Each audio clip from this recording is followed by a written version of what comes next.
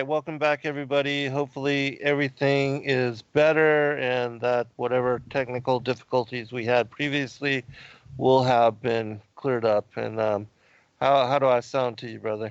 Oh, you sound 100% better. Oh, thank God. Praise God. Yeah, awesome.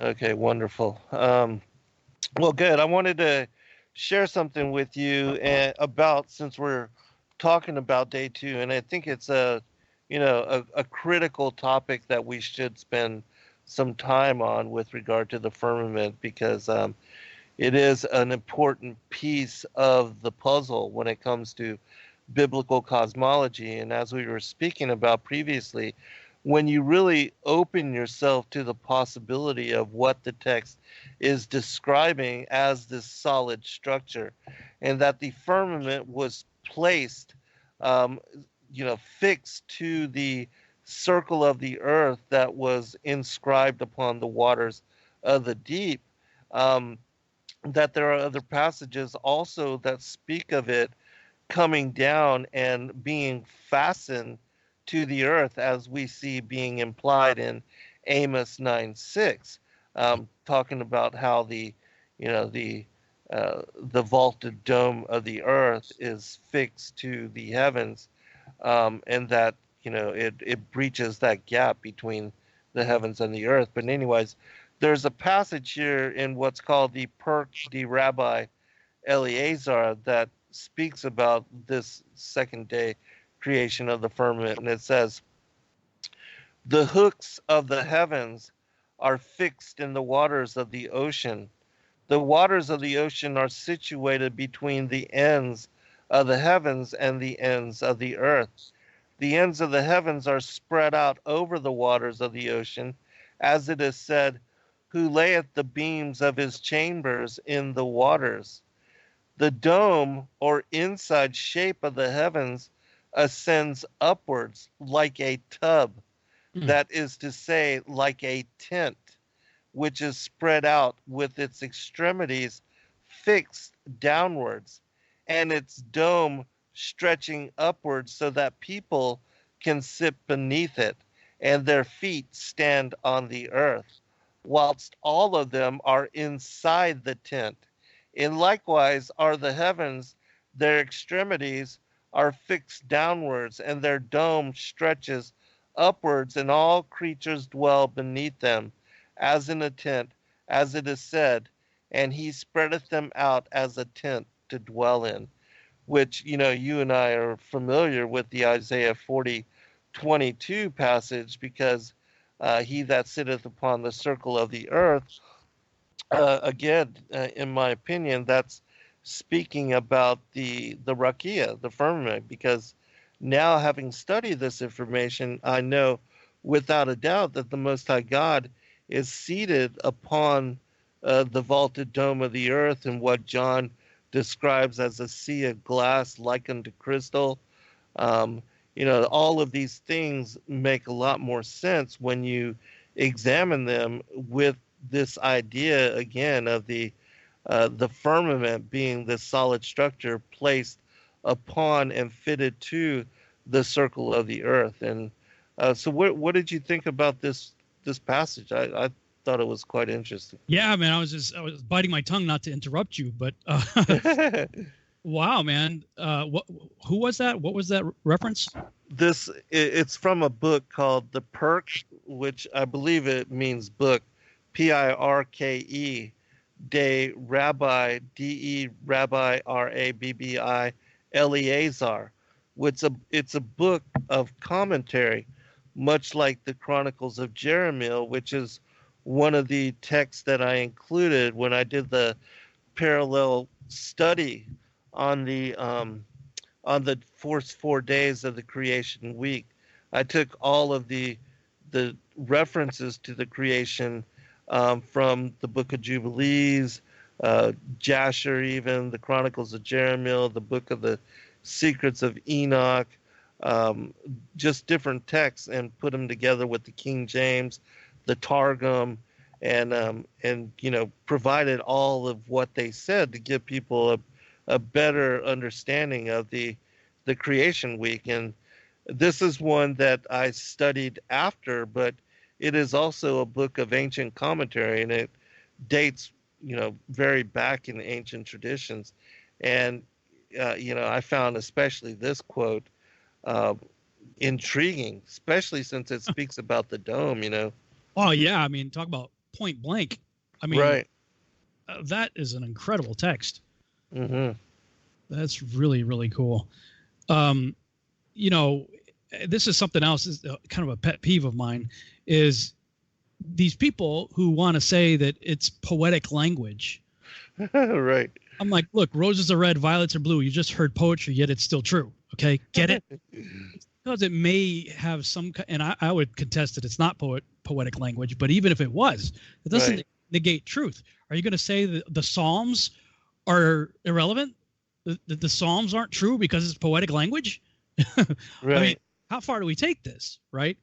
And when you say figures of speech, or they're using a simile, like as a tent, if we're talking of metaphors, I'm like, well, yeah, a simile is similar.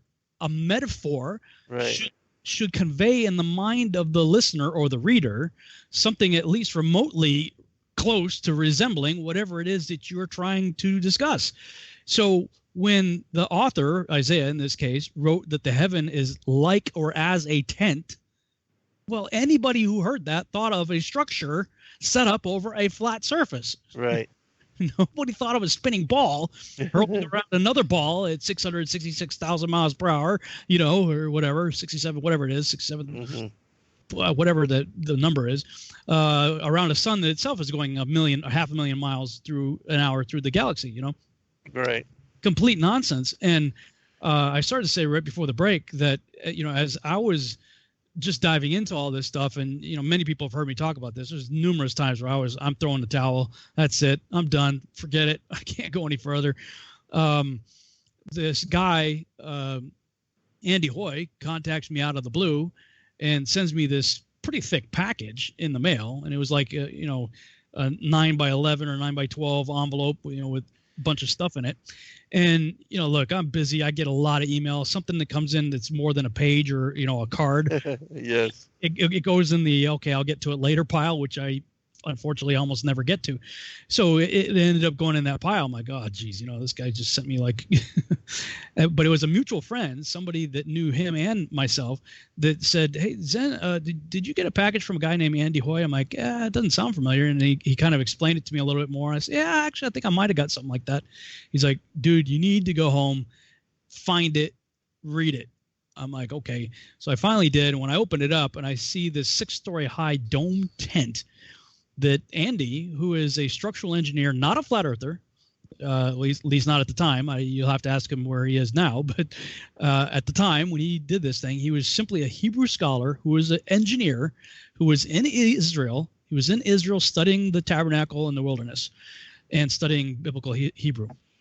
And he's looking at the text. Now, the Torah specifically says you cannot add to it and you cannot subtract from it. Like, that comes with a heavy penalty. It's a severe warning.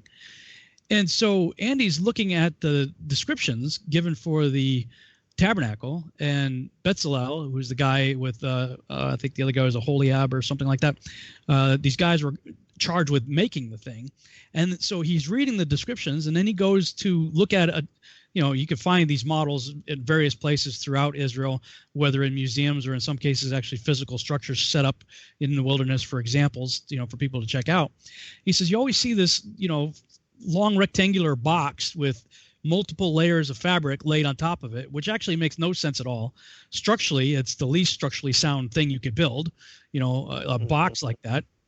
And with all those layers on top of each other, if it got wet, if it rained, you would have all kinds of issues with mold.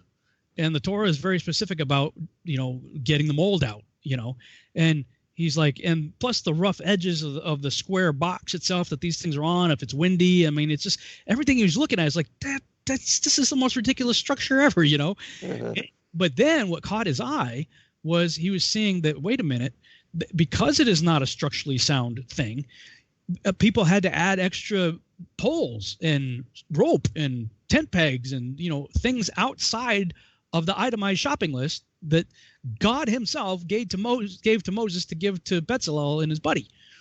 And so now Andy's going, wait a minute, we can't add to, we can't subtract from. And I'm seeing a whole lot of additions right here. And so he's like, what? And it really caused a problem for him. There was some major disconnect for him.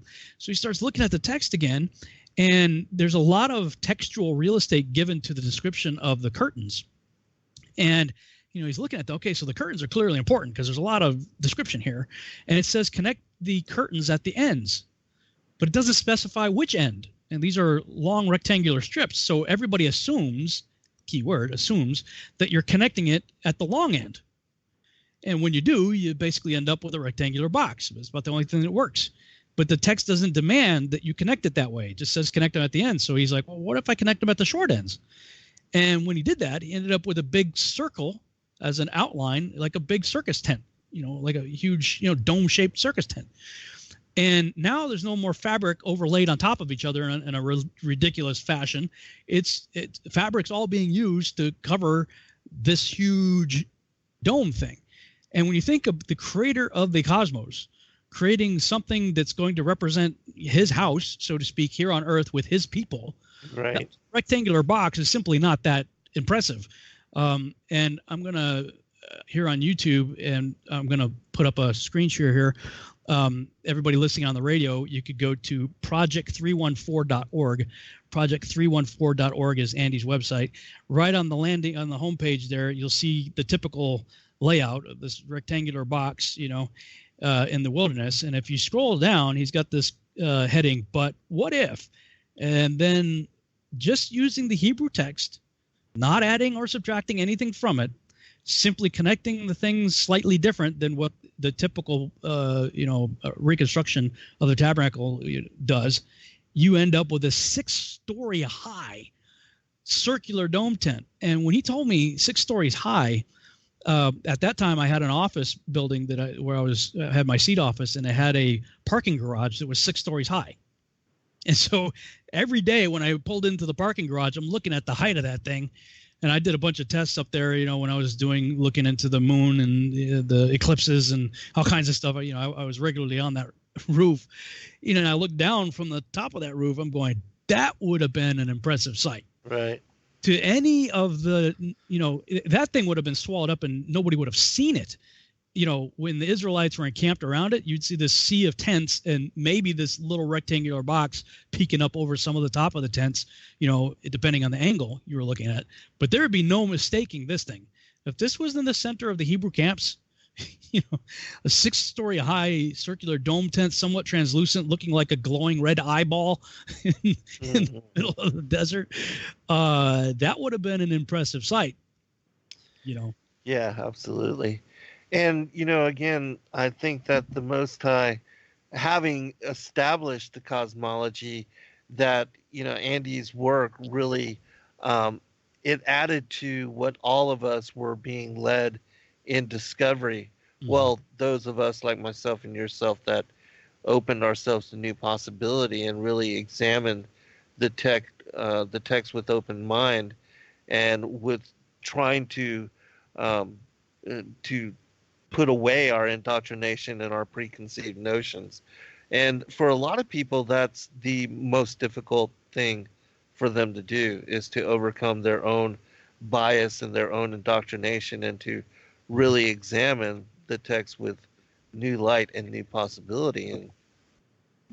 And so that's the hardest thing. But I think Andy's work, and just for the listening audience, I recently spoke with Andy, and he's going to be coming on with us soon as well.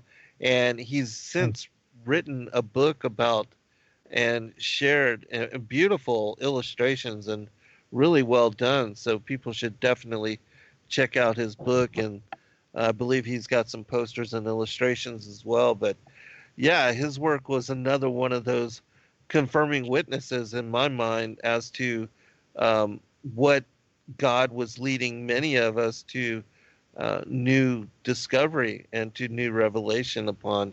And, and now we know this to be truth. And the simple thing of that, curvature is non-existent. That forces everybody to reconsider once you just learn that one simple fact. And the whole journey that you did in Chicago and confirming that that was not a mirage, you and Rick Hummer. I mean, these kind of things, they add up, and it's just too much. And then myself being one that has looked at and examined many ancient manuscripts, many of which most people have never heard about, and even individuals like Flavius Josephus. He said this, the creation on the second day. After this, on the second day, he placed the heaven over the whole world, which in my mind is the dome that was just spoken about in the previous quote, and separated it from the other parts, and he determined it should stand by itself. He also placed a crystalline firmament round it and put it together in a manner agreeable to the earth, and fitted it for giving moisture and rain, and for affording the advantage of dews. And so, even Flavius Josephus, being an ancient historian, speaking about and understanding and knowing the Hebrew scriptures, he describes the same thing that we are all now trying to bring forth to those who would listen, which that still remains to be a small crowd, and most still are vehemently opposed to this information. And I know you receive a lot of criticism, as I do, on this topic, and a lot of people, like a lot of my listeners that listen to and hear the message of everything else that I talk about, but when I go into biblical cosmology, some of them will just, immediately shut it off. They don't want to hear it, don't want to learn anything about it, and don't want to be informed in any manner as to this revelation. It's unfortunate. Yeah, I agree completely. And, for me, the timing, when you walk with God long enough, you start to realize that he speaks to each of us in ways that we can receive it, ways that we can discern that this is him talking, Right. And so the way he communicates with me is probably different from the way he communicates with you and others. For me, like I need confirmation. Like I'm a big Yes. lay the fleece out kind of guy, because I doubt a lot, and I'm always too in my head thinking about things and overthinking things, and oh brother, so is it me? Is it am I making this up, or is this really God? God, if it's you, please confirm it. And stuff like that. So maybe I'm a needy child, I guess you might say, but he knows that he needs to communicate certain ways with me for me to be able to move on and to receive it, And so when I was going through that sort of spiritual mental crucible, trying to figure all this stuff out, and what does it all mean, and I can't keep going on like this, and yada yada yada. The timing of when I received that package from Andy Hoy, Right, is not a coincidence. In fact, I was when I was doing a lot of theater, there was a roadie that was helping me load up some trucks up one day, and the word coincidence came up in the conversation. He said, my mother always told me that coincidence is just God being anonymous. And I thought, like, dude, I'm going to remember that for the rest of my life. I like that. Yeah. That's a brilliant statement. But yes, it's not a coincidence. This was like my uncle, there was a book called God Winks. And it's these serendipitous moments that, where God just does something, that it's not a coincidence that he did it. Supernatural, absolutely. Supernatural, it's touched by an angel kind of, episode kind of thing. Right. And my uncle, he's passed away since, but he had, your typical classic Texas Southern drawl, and he's like, now that's a God wink right there. God wink. That was truly a God wink for me. When the timing of when I received Andy's deal. And it was right after I had created the 3D model that people have probably seen by now in my presentations and on my Testing the Globe website. When I created the Yahuwah terrarium, I created that model in pieces from the inside out. So in fact, for the YouTube audience, I started using a 3D printer to make the thing.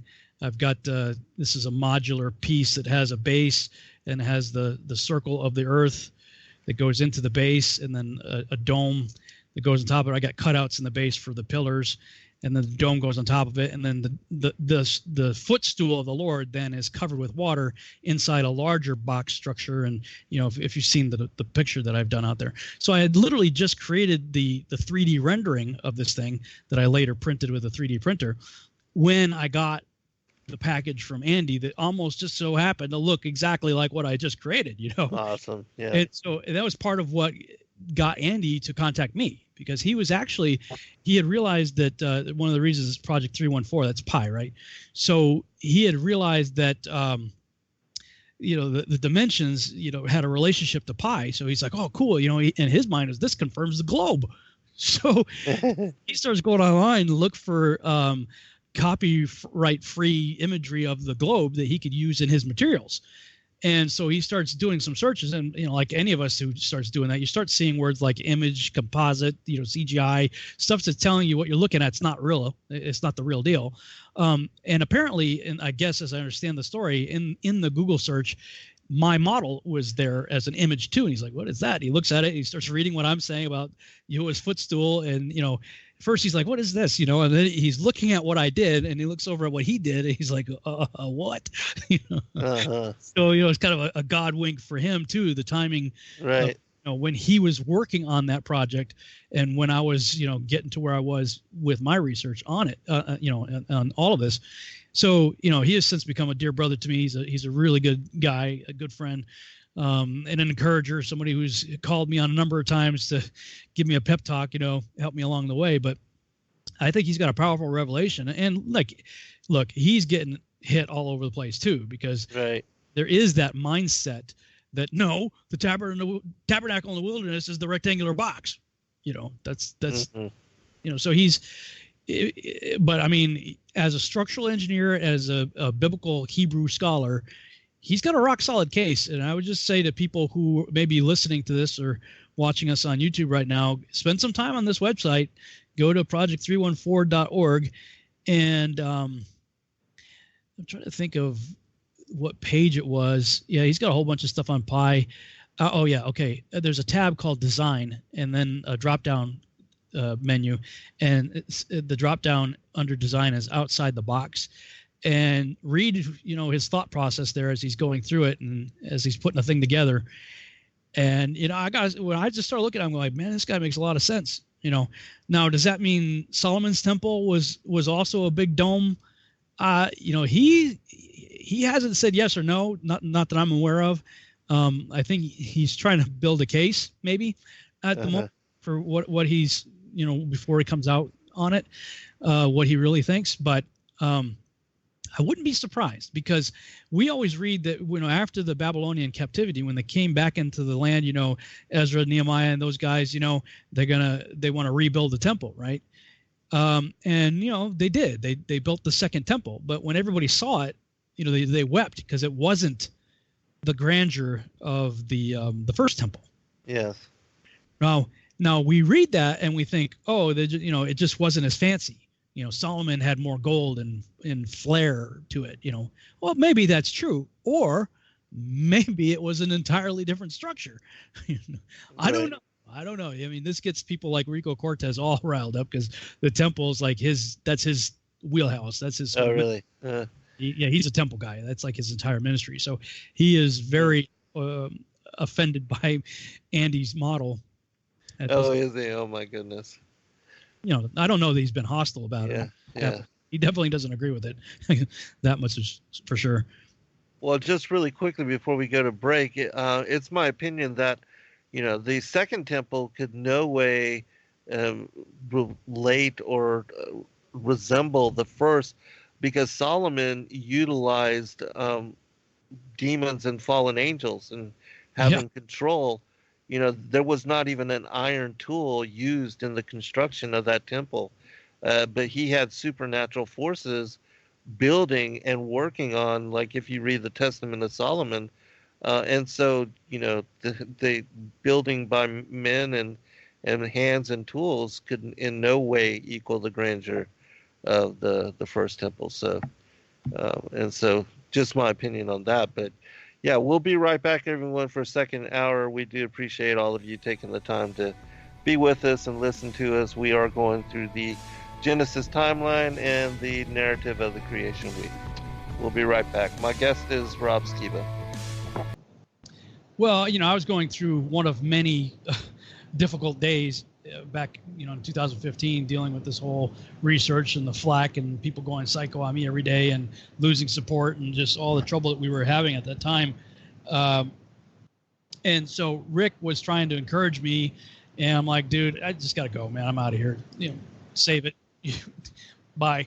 So I hung up on him, and he was just so frustrated. He's like, oh man, he was bummed out, that his friend he couldn't do anything to help his friend. So, right after he got off the phone with me, he looked outside and saw a box that he had gotten from, I think it was grandmother's attic or something.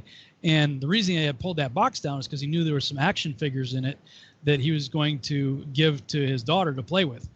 And so he's like, okay, well, I'll go out there and open it up. And anyway, he opens the box up, and right on top of the box was a folder from one of his courses in high school. And he opens it up, and it was I think it was a geography lesson or something. And he's like, what? First of all, what's this even doing in here? And this is the page I turned to.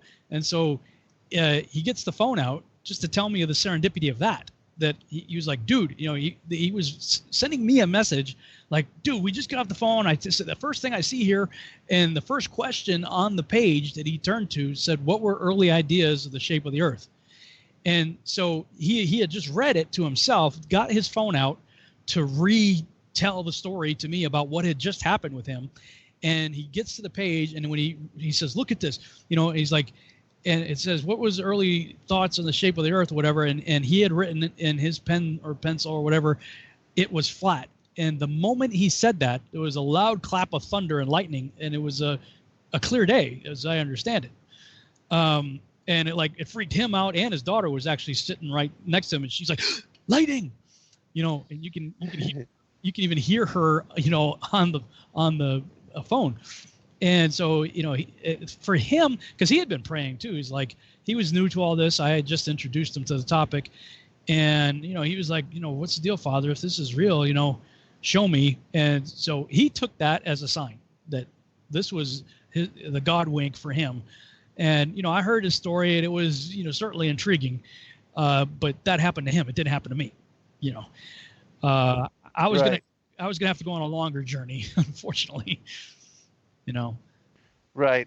Well, I'm hoping the mic is better. I'm not sure what keeps happening. Okay, good. Thank God. All right. But the reason I had you bring up that particular story is because I also had previous in my lifetime that same experience happened to me, and it was on a day where it was absolutely clear, sunny. I was in deliberation. I was, basically not asking God for a sign, but deliberating in similar manner just over my experience and my belief in God. And that happened to me, and without a doubt, I knew immediately that was the Most High. And so that particular experience that happened there to Rick, and that was caught on video, took me back and reminded me of that experience that had happened to me previously as well. And I know that God speaks through the creation in such manner that he has the power to use lightning and the wind, the voice of many waters, that he speaks through his creation as well. And that is one of the ways that he has communicated with me, is through nature and through the creation.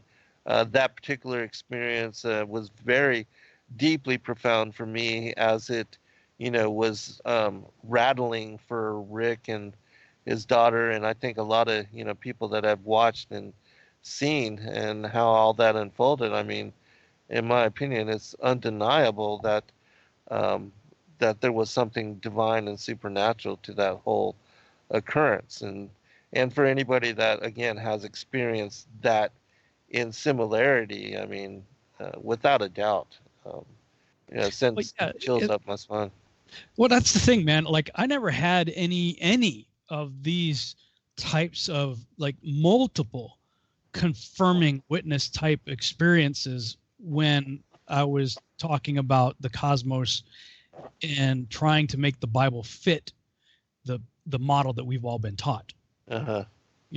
It wasn't until I started I finally prayed and said, okay, Father, you show me what the text is saying. I mean, and this is an intentional prayer, because we all, whether we know it or not, are bringing preconceived bias to the text. We all have it, and so, I mean, for me, I was very much aware of it and was like very fervent in my prayer. Please, just Father, get me out of the way so I can hear your Holy Spirit show me what this text is saying, Right. And when I did that, I mean, these are all the crazy, I mean, yes, 2015, 16 were difficult years, man. They were rough.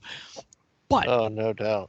During that time, I had lots of those things. I mean, Rick had that lightning thing. I had the Andy Hoy thing and other things. Just lots of different things. People coming along out of nowhere with encouragement or even a check to take us into the next month. Mm-hmm. And a way was made where we didn't feel like there was any way. Booking that trip to go across Lake Michigan when we did. It took over a year to get that trip together, to get the funds for it, to get our schedules lined up for it, and to get a boat captain to do it, and even the day that we did it, Rick had, as I understand it, he had another guy lined up, and at the last minute, the guy had already pulled out, and about the time that I'm landing the airplane, I'm in the airplane, and I'd already spent all this money to fly up there and take the time off and hotel and rental car and all that stuff, and we don't have a boat. So like Rick, one of these days I might get around to finishing the full story. It's like over an hour long video that I started a long time ago, never finished it, but because we interviewed people and there are lots of things that happened. But the guy that we did get, that was a very last minute thing. He turned out to be super cool.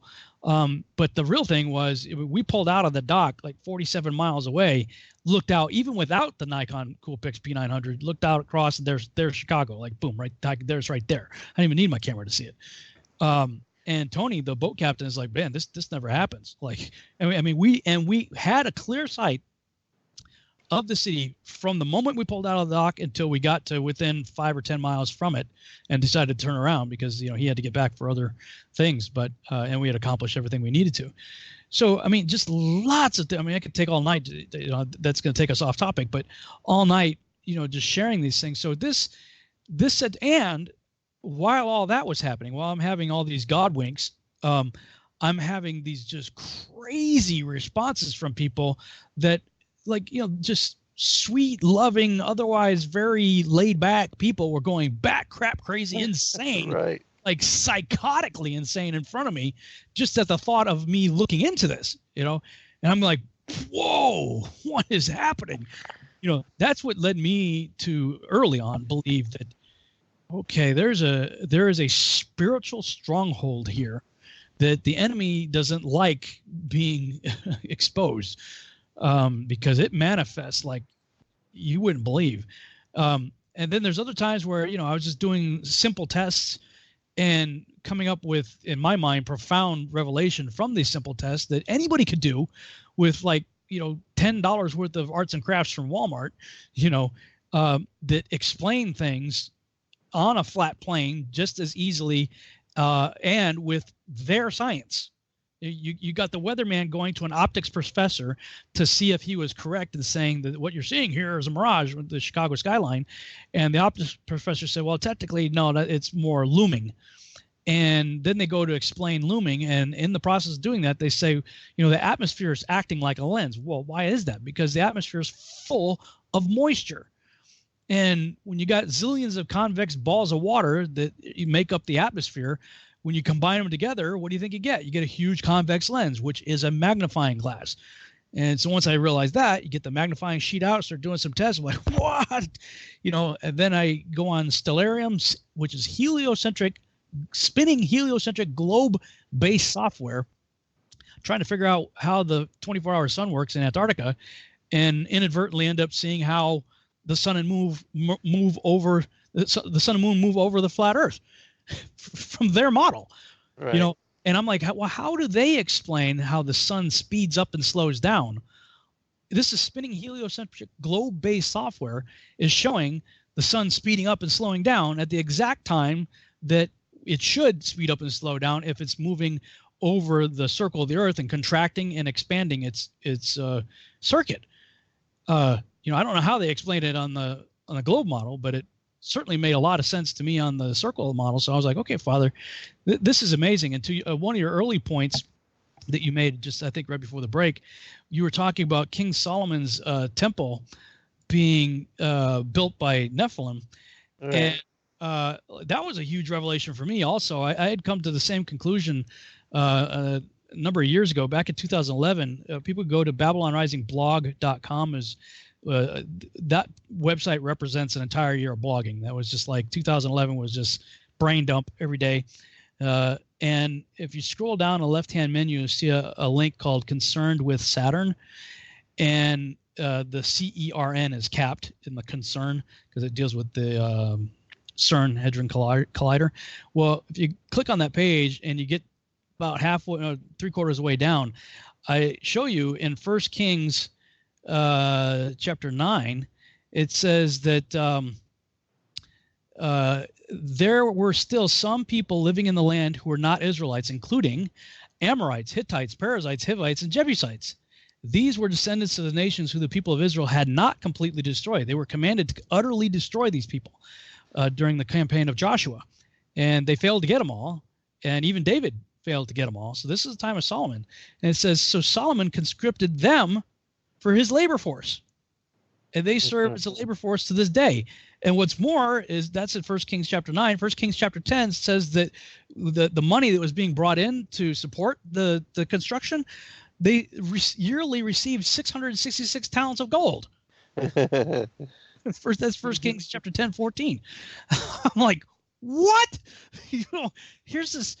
What? Here's this. The most holy temple, right? I mean, the Temple of Solomon, built by Nephilim with 666 talents of gold every year being brought in for it. Right. Yeah, absolutely. Now all of a sudden it starts clicking in my head why. Okay, well that's why the Freemasons love this thing so much, because they're like all about the temple, right? It's their people built it, so I was like, well, what the heck made this thing holy then, And the only thing in my mind that made that thing holy was, at least at that time, Solomon, his heart was in the right place. Yes. Later he goes way off. But, David wasn't allowed to build this thing. So it passed. This was his father's dream, Solomon's father, David. And so he takes up the task to start doing it. And, the people that he hires to do it is like very suspect. And the way that he did it's very suspect. But after he did it, he prays this beautiful prayer of dedication. And this is my paraphrase totally. I could be totally off, totally wrong, but this is my interpretation of it, is that God looks at what Solomon had done in fulfillment of the promise for David, what he wanted to do. And I kind of see God going, okay, bro, all right, you did what your father wanted done. I appreciate it. Your prayer, that's pretty awesome. I'll tell you what, dude, if you walk in my ways and do my statutes, I will put my name on this thing that you've constructed. And that's the only thing in my mind that made it holy, is Father said, I'm going to put my name on this thing and I will bless you. And then there's the caveat. But if you don't walk in my ways, then I'm going to take my name off this thing, and all the consequences and all that's going to happen afterwards, which we certainly see takes place later. So to me, the building itself, there's nothing holy about that thing, right? And if you keep reading on that blog, I talk about the 72 goetic demons, the lesser key of Solomon, the testament of Solomon, Lord of the Rings trilogy, how that was all tied in, and how he had hired what was it, Hiram, to build the thing. Jeez. So I don't know. I mean, for me, that could be an argument that it was built something other than the dome tent, considering the people who were involved. Right. So I could honestly go either way with it. I'm waiting to hear what Andy comes up with. Yeah, I would be interested to see what he says as well, because in examining, as far as the way that you have the outer, then the inner sanctum, and then you have the Holy of Holies, and also the way that Noah's Ark was built with these 3 different levels, and then the wilderness tabernacle in the same manner, it, in my opinion, represents what we see of the cosmology, with the first 2 heavens below the firmament, and then the 3rd heaven being the place like the Holy of Holies, where the presence of the Most High God is, that sits above the vaulted dome of the earth. It seems to represent that cosmology and the way that God has established it. And so in the book that I wrote, Flat Earth as Key to Decrypt the Book of Enoch, I speak about those divisions with each one of those structures, but it would be really interesting to see what Andy comes up with as far as, him being a structural engineer and all that with regard to Solomon's temple, because his reconstruction of the wilderness tabernacle, Moshe's wilderness tabernacle, and being dome shaped, it would make sense to me. But again, what really was it in representation of, and like you said, was it skewed in some manner because of the labor force and even the demons' involvement and the Nephilim? And I mean, it would be intriguing to see. Well, yeah, and if Andy's model is correct, there are the other curtains on the inside for the Holy of Holies that had the cherubim on them, right? And so, obviously, if it's a circular dome tent, then the Holy of Holies is in the center of the highest part of the dome. Right. So you have these really long, tubular curtains, creating like a tube within which the Holy of Holies would be, right? Which, visually speaking, that makes a lot more sense to me than the little compartment in the back of the rectangular box. Right. So I started thinking, geez, if that model is correct, and Moses, if that model is correct, then I believe Moses was, it says that he was shown things in the heavenlies that he was to emulate here on earth. So it was like whatever he saw, he was given a blueprint to emulate that. So if that's the case, then the circular dome tent that Andy designed would be the earthly representation of this thing that we're living in. Exactly. And so then, geographically speaking, the curtains around the Holy of Holies could be the what we call the Aurora Borealis, or the Northern Lights. Is we get these wavy curtain looking, and I've seen those before. I don't know if you've ever seen them, but they. No, I haven't. It's a spectacular sight. It's actually kind of a funny story. I was working a job up at Fort Kent, Maine, way up in northern Maine, and between gigs we would go out canoeing, and there were lots of forking rivers that went all over the place. So we went out and we got lost. Oh my goodness! And we're in the middle of nowhere, northern Maine, woodland, and we had no idea where we were. And the water, it starts getting dark, and the water starts speeding up, and we start hearing.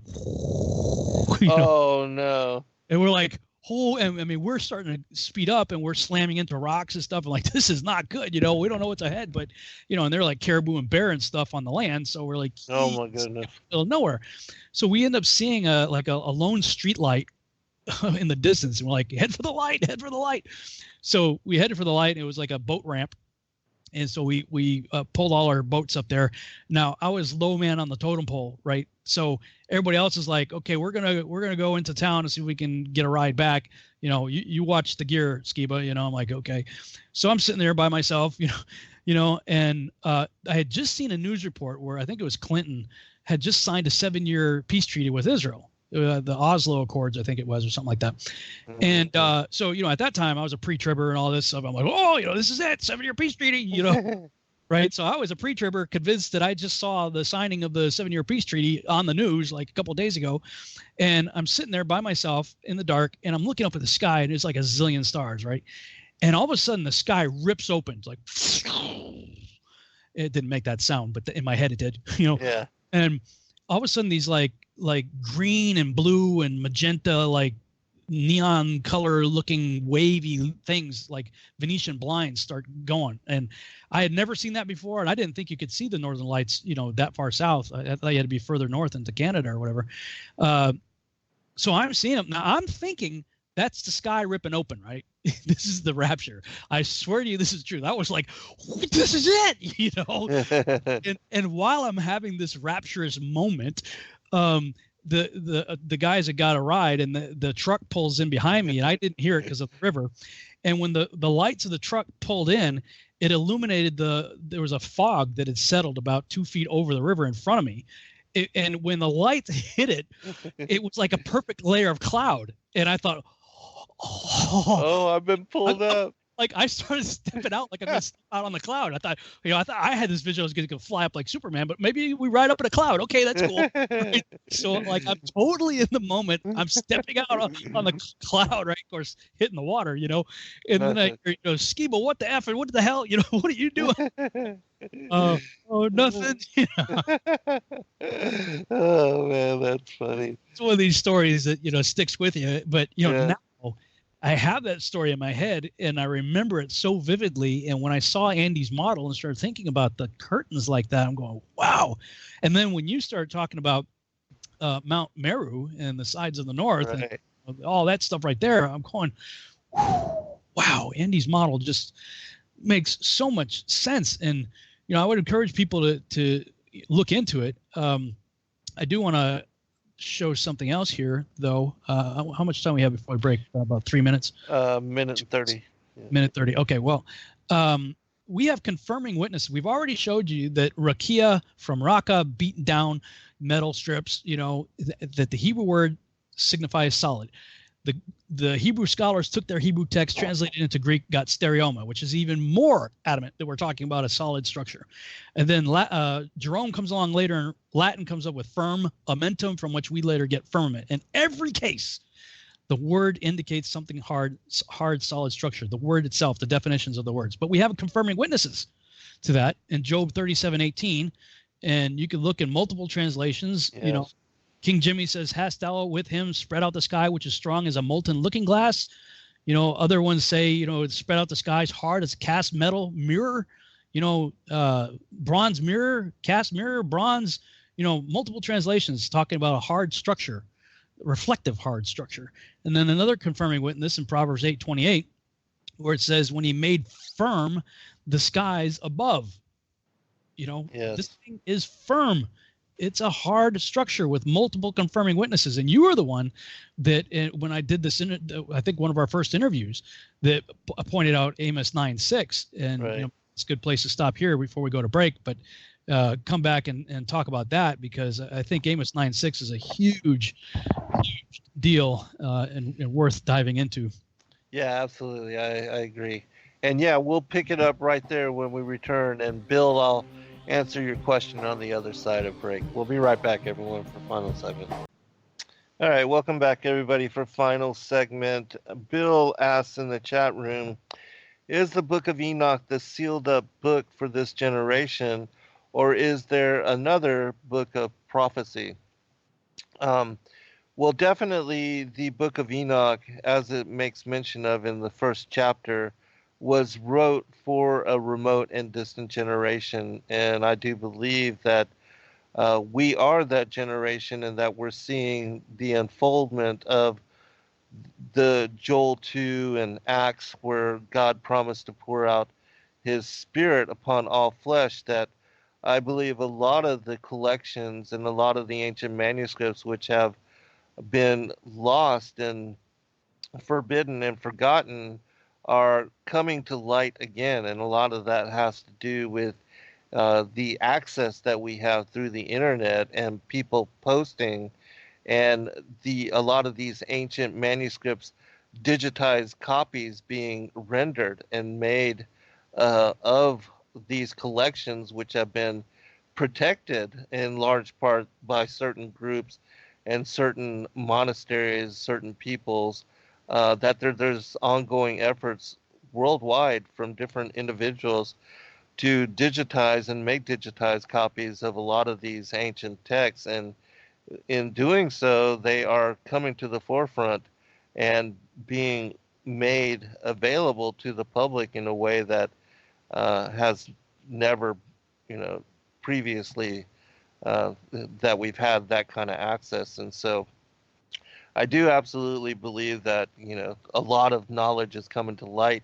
And yes, the Book of Enoch is part of that fulfillment, but I believe that others are also part of that revelation, and that the book that we put together, the Great Commission 3 on the end time apocalypses, and most of those texts the public have never heard about, all of these apocalyptic texts that are specific to the end times, that that is part of that collection and that revealing.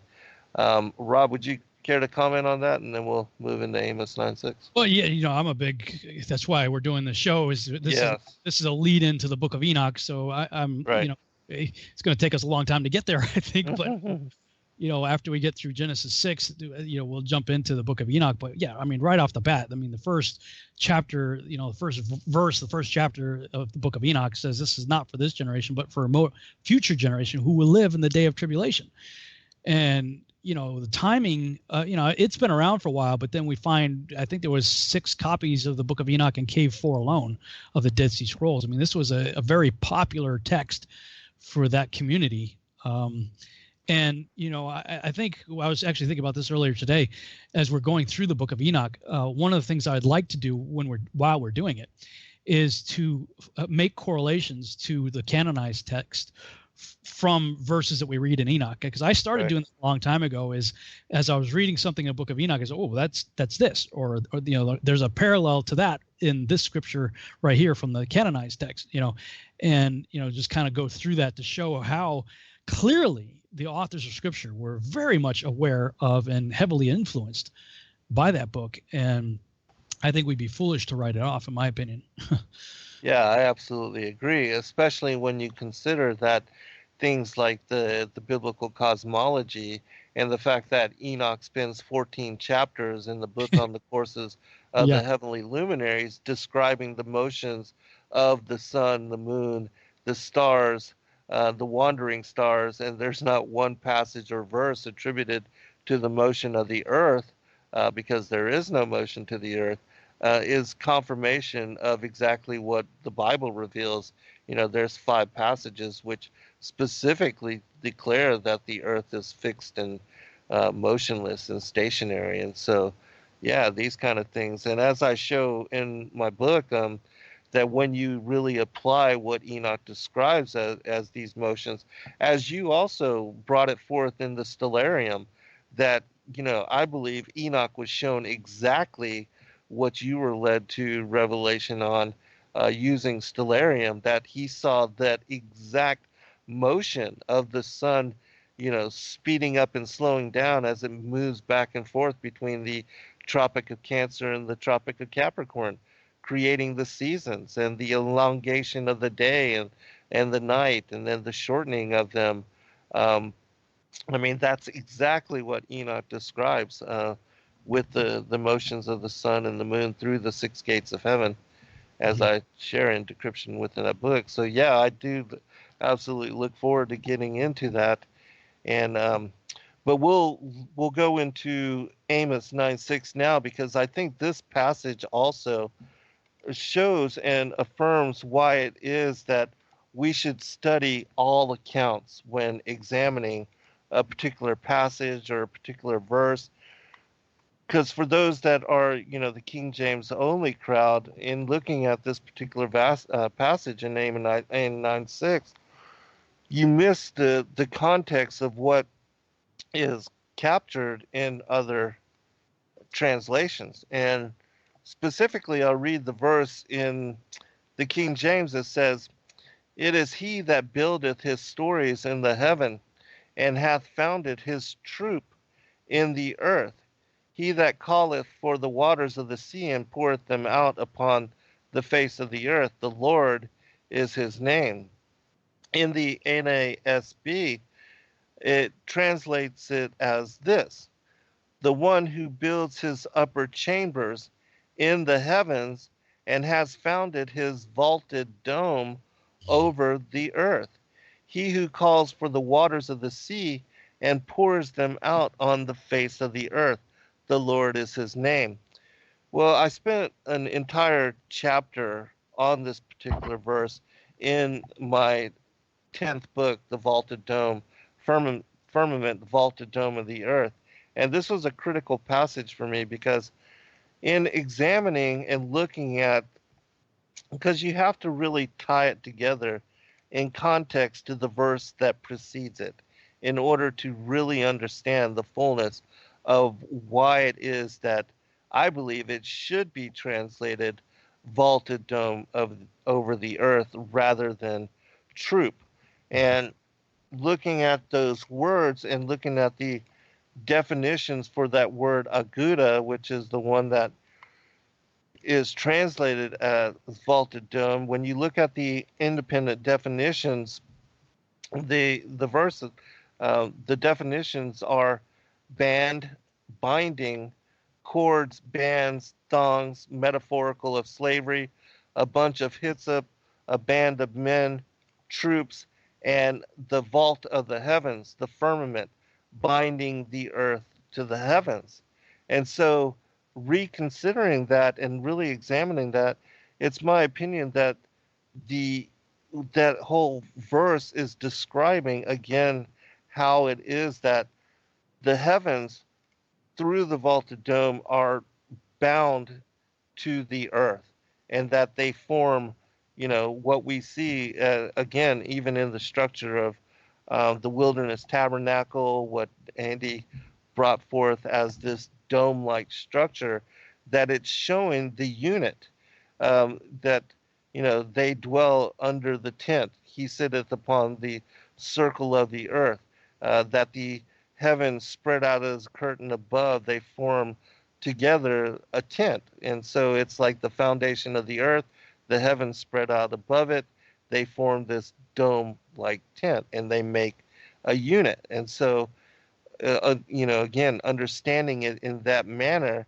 it would make sense why this verse would be translated vaulted dome, and because it shows the symmetry of that particular unit and its connections to the heaven, the earth, and the heavens being bound together by the vaulted dome of the earth. And so I thought that was, very interesting, and something that you and I, when we talked about it previously, it was a revelation to all of us. Oh, yeah, for sure. I mean, it was huge. Because, I grew up in a King James only environment. I myself am not King James only, but, all my go-to verses, my memory verses and all that are in King James. So, right. I was used to troop, and, as a result, that went completely over my head, just completely missed it. And you were the first that I heard talk about it. I'm like, what?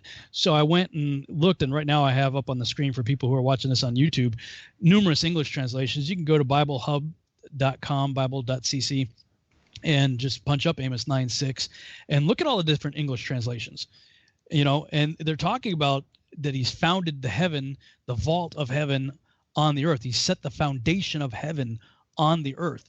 And what was intriguing to me is not only did numerous English translations say that, but Bible Hub has even other foreign languages on there. So you could look at Chinese and Russian and, all kinds of different languages are on there. So what I did was I went through those different languages and copied and pasted them into Google Translate, which granted is not always 100% accurate, but it's still a reasonably good tool to, at least take a look at. And when I did that, I mean, it was even more emphatic in some of the other languages, shockingly. Right. So if you haven't done that, you might want to even check that out. Just like go to bible.cc and look up that verse and look at the foreign languages, and then copy paste them in Amos 9:6 into Google Translate and see what you get. But, when I understood that the word is a tightly knit unit, it's something bound together. I can understand why the King James translators, coming off of the Copernican revolution, by the way, may have looked at that and missed it because of, again, we all bring preconceived biases to the text, right? So, and I would say that probably extends even to translators. They're not perfect either. And, I'm sure these are godly men who took time to pray as they were doing the translations. I have no doubt of that.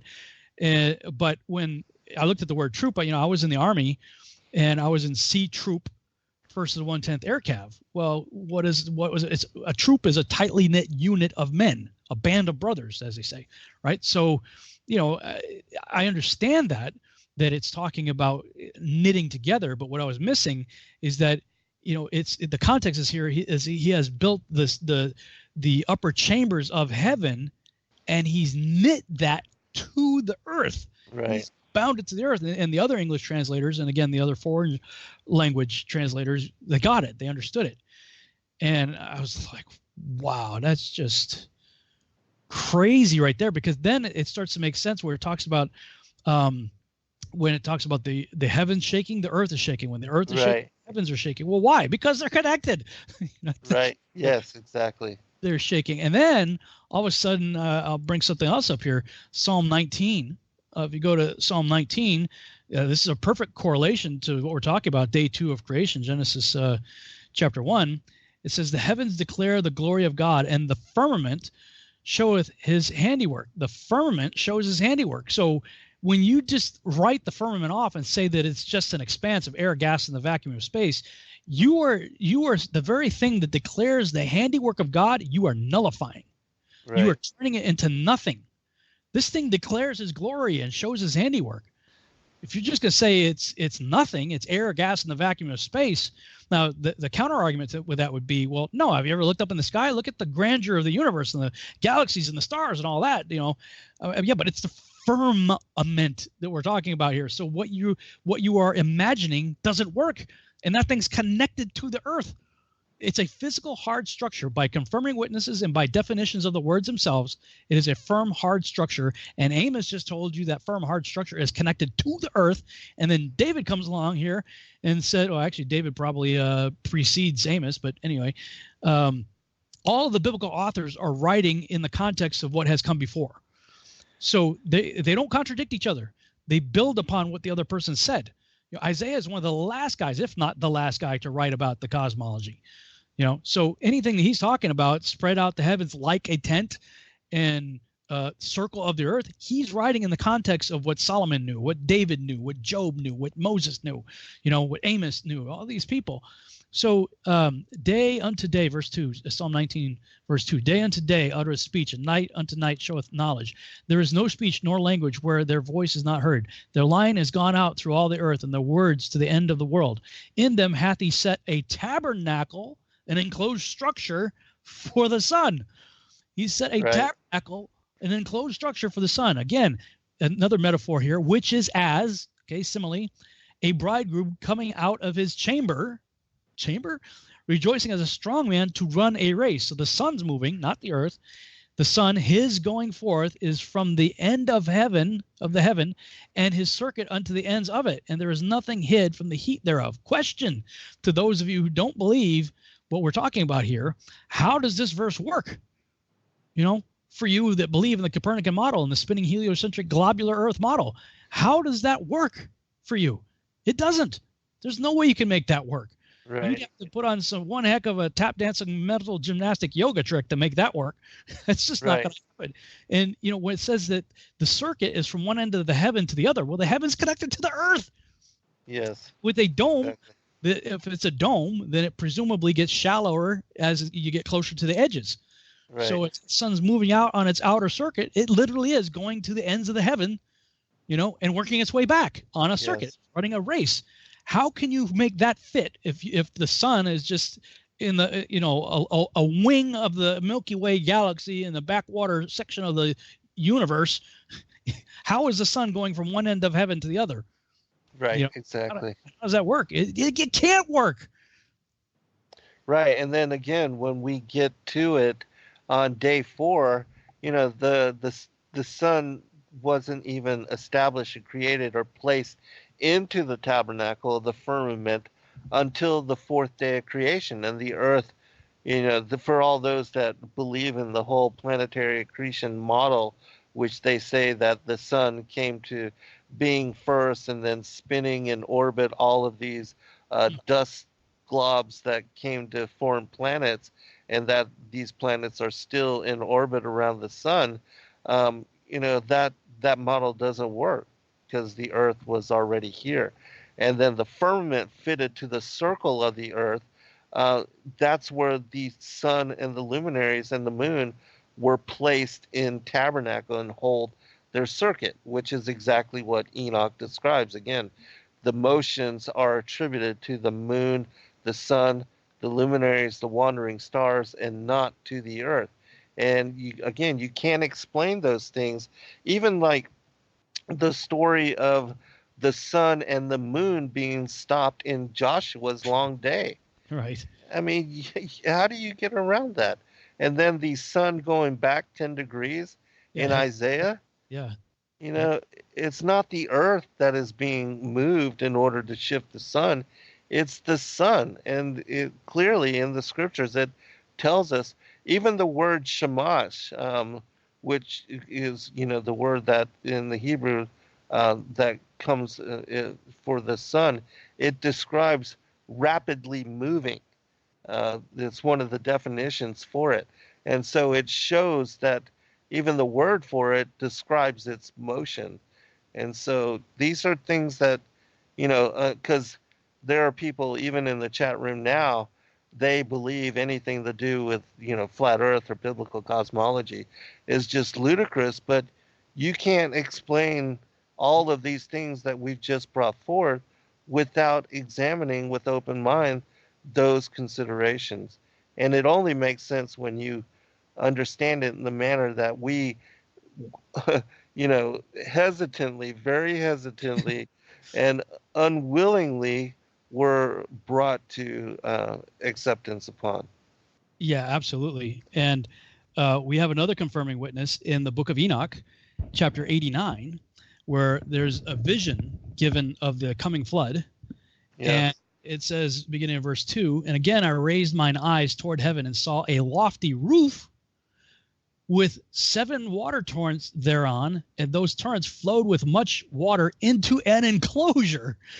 And I saw again, and behold, fountains were opened on the surface of that great enclosure, and that water began to swell and rise upon the surface. And I saw that enclosure till all its surface was covered with water. And the water, the darkness, the mist increased upon it.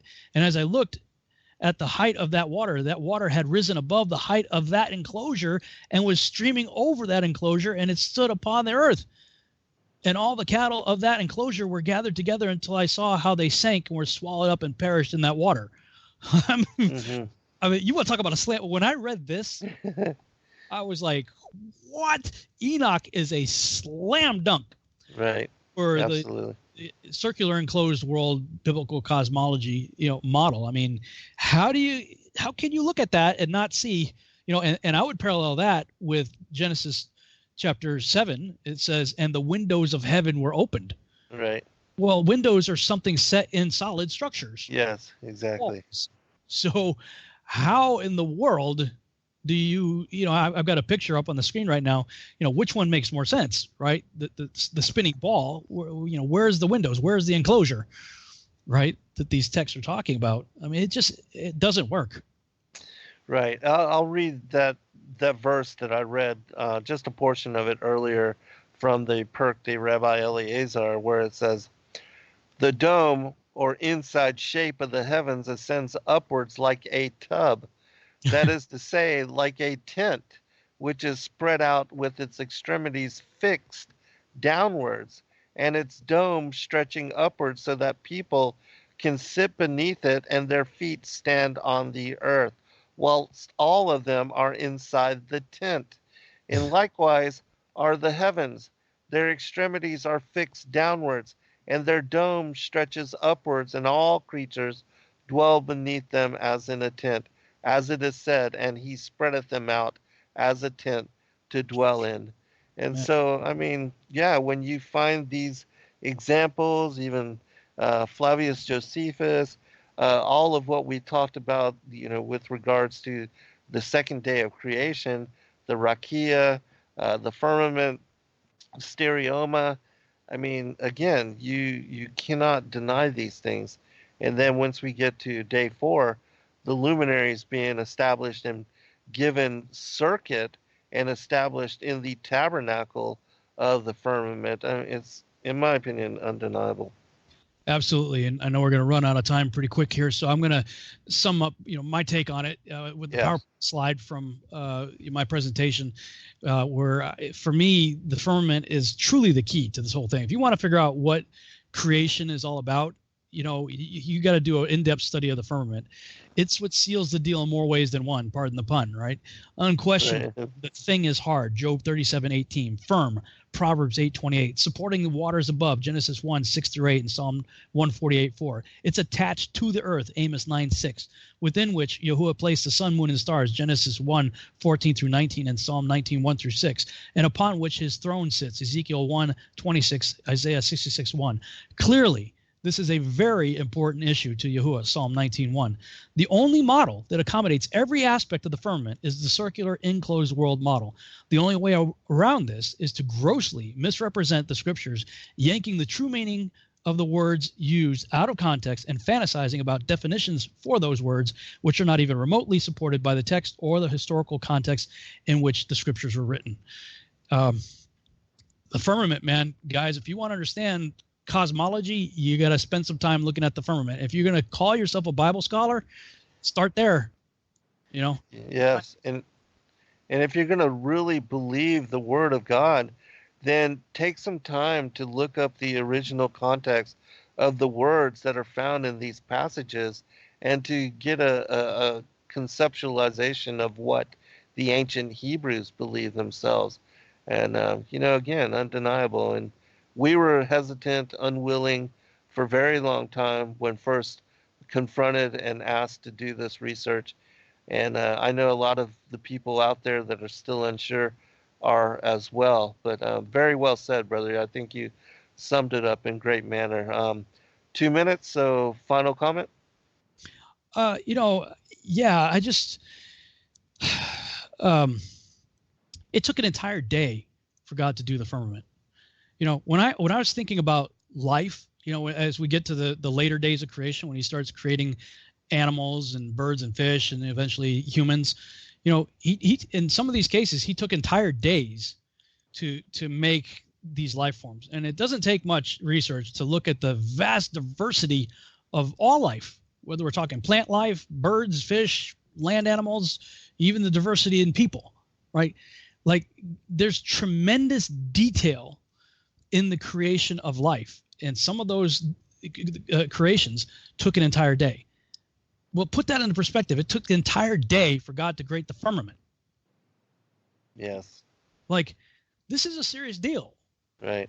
And when I start looking at the historical record after Admiral Byrd, went down there for Operation High Jump and Deep Freeze, and then immediately the United States and Russia start launching high-altitude nuclear bombs into the sky, and we called our side of it Project Fishbowl, which is part of Operation Dominic, and Pastor Cressman out in Lubbock said, yeah, look up the name Dominic, and when we looked up the name Dominic, and it's a Latin name, it means of the Lord. So, like, we literally called our mission the fishbowl of the Lord, and we're launching high altitude nukes into the sky after the Admiral Byrd, expedition down there for Operation Deep Freeze.